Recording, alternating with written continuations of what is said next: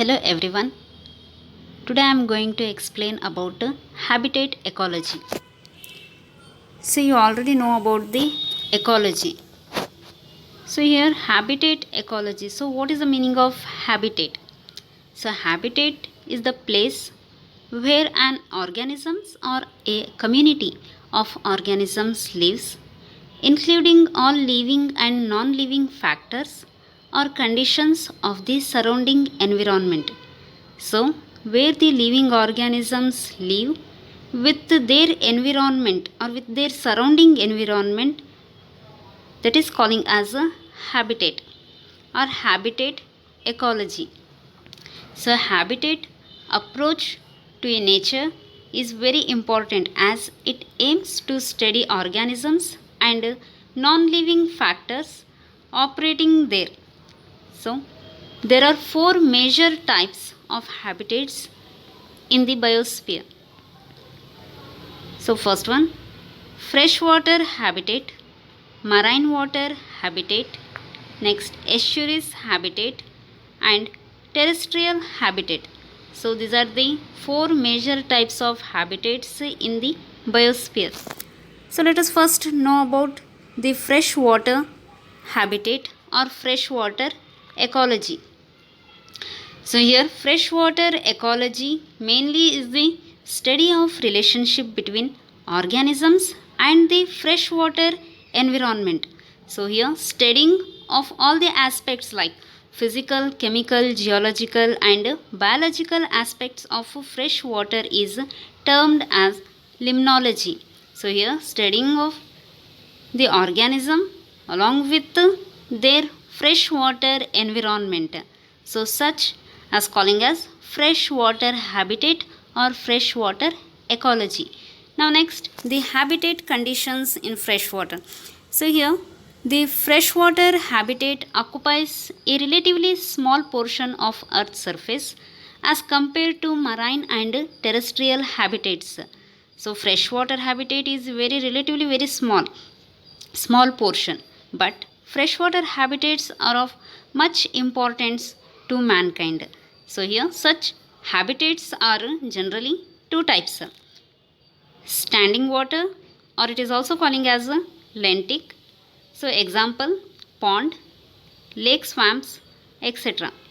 And the second one is running water or lotic, such as river, stream, spring, etc.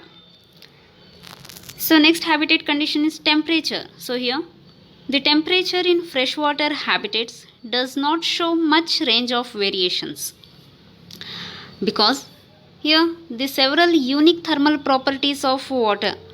So although the temperature in such habitats show less variations, it is a major limiting factor in distribution of organisms. And here temperature is stenothermal. That means aquatic organisms generally have narrow tolerances. So hence here temperature is stenothermal. So temperature of water is measured with the instrument, that is thermistor. The next is turbidity. So turbidity of water depends upon the kinds and amount of suspended particles or suspended materials, which are silt and clay particles and living organisms. So turbidity affects the penetration of light or transparency. So here penetration of light, this is also a very important limiting factor. So turbidity is also one of the limiting factor in the distribution of organisms. So here transparency of water is generally measured with a very simple instrument called a Sankey disk. So next is current action of water. So current action of water, especially in streams, has direct very important effect on organism distribution. So this is also very important factor to distribute the organisms. So here currents generally affects the distribution of vital gases, salts and small organisms. So next, concentration of respiratory gases. So as you know, respiratory gases are oxygen and carbon dioxide. so is often limiting factor in such habitats. So their concentrations are measured in terms of dissolved oxygen and biological oxygen demand, which are much significant in this age of pollution. So and also here presence of concentration of biogenic salts. So here biogenic salts are as nitrates, phosphates, etc. So this is also one of the important limiting factor in the distribution of organism in such habitats. So presence of these habitat condition and presence of numerous salts, that is biogenic salts, and also presence of respiratory gases. So here presence of salt due to the higher concentration of salts in their body fluid. So protozoans with contractile vacuoles and fish with their kidneys are efficient for osmoregulation, thus avoiding the swelling up and bursting of their bodies. So these are the habitat conditions. Then next is ecological classification of organisms. So here the organisms in freshwater habitats are hardly arranged or hardly classified in the taxonomic order. So these are generally on the basis of their major niches based on their position in the energy or food chain. So based on their energy or food chain, they are classified as autotrophs, that is nothing but producers, phagotrophs, macroorganisms or macro consumers, and saprotrophs are decomposers or micro consumers. So next on the basis of their life forms or life habitat, here the organisms are classified as benthos, that is bottom organisms, periphyton, those are attached to other plants, planktons, floating organisms, nekton, swimming, and neuston, resting or swimming on surface organisms. Then here on the basis of particular region or subhabitat where the organisms grow. So here generally it is classified as in the three zones. So three zones are distinguished zones here. So first one is littoral zone, then limnatic zone and profundal zone. So you can see in this diagram. So here littoral zone, which is shallow water region, and limnatic zone, an open water zone to the depth where effective light can penetrate. So in this zone the light can be penetrated. And profundal zone, the bottom and deep water area which is beyond the depth of effective light penetration. So this zone is often absent in ponds. Okay, so these are the three generally distinguished zones here. So in pond or lake. So here ecological classification of the organism on the based on their habitat or taxonomic order. So here classified on the base of energy or food chain, on the base of life forms and or life habitat, and on the base of subhabitat where the organisms grow. Then next is the community.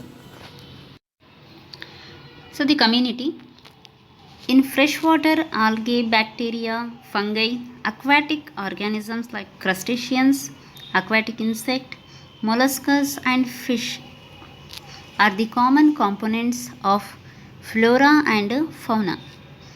This species composition in the above three zones. So here in the above three zones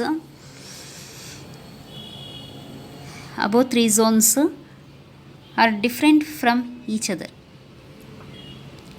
So these species found in lentic and lotic water are also somewhat different. So here first lentic communities. So in these lentic communities, various organisms are found which are distributed in distinct zones, that is the littoral, limnatic and profundal zones. So thus first of all, here in the littoral zone the presence of producers are rooted or benthic plants, mainly seed plants, and floating green plants, that is phytoplanktons, which are mainly the algae, and a zone of emergent species.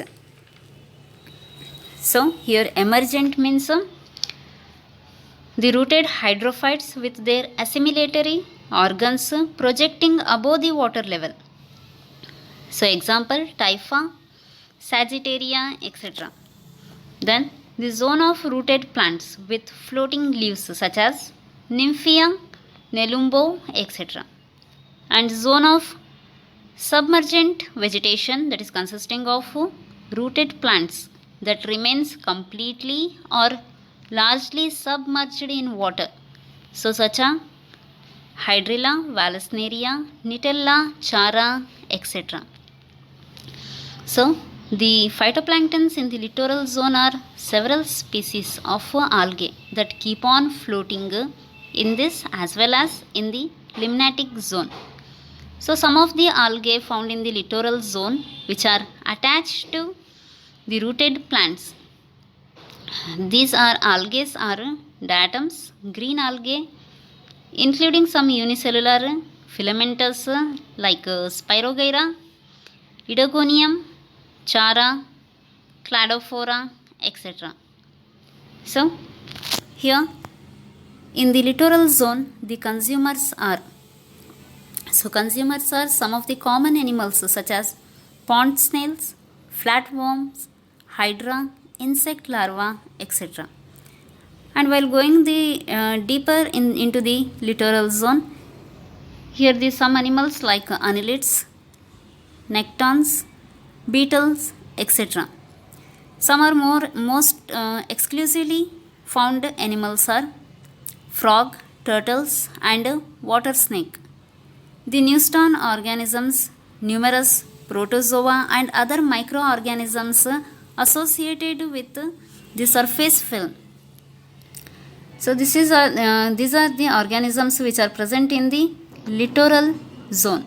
So next in the limnatic zone, the producers are phytoplanktonic alga, example diatoms, green algae and blue-green algae. And some other producers are like green flagellates in the dinoflagellates, Euglenidae and Volvosidae. And the consumers which are present in the limnatic zone, copepods, rotifers, cyclops, nectons, etc. In the prefundal zone, the organisms mainly depend for their food on the littoral and limnatic zones, since there is no penetration of effective light in this zone. So in turn, this zone provides nutrients which are carried by currents and swimming animals to the other zone. So here the major life forms are bacteria and fungi, and some bloodworms are present, and also some larvae and annelids are also exist in this zone. So next is lotic community. So as we compared with lentic freshwater, so lotic ones have been studied to a lesser extent. So here the some of the habitat conditions. So water current is much more of a major controlling and a limiting factor in streams. Okay, so water current is the one of the major limiting factor. And velocity. So velocity of current varies greatly in different parts of the same stream. So velocity is variously greatly different part of the same stream. Thus current makes for a big difference between the streams and pond life. So here land water interchange is relatively more extensive in streams. So here open type of ecosystem. So Thus, streams form an open ecosystem that is integrating or integrating with the terrestrial and lentic system. So, oxygen tension is generally more uniform in streams, and there is no thermal or chemical stratification in the lotic community.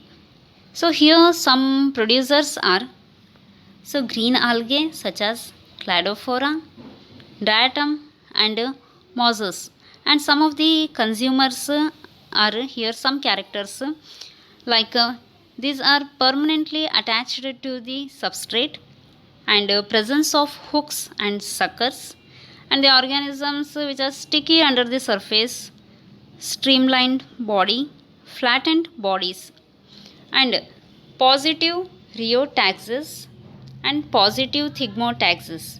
So here rheotaxis means it is a form of taxis which is seen in many aquatic organisms. For example, fish, whereby they will turn to face into an oncoming current.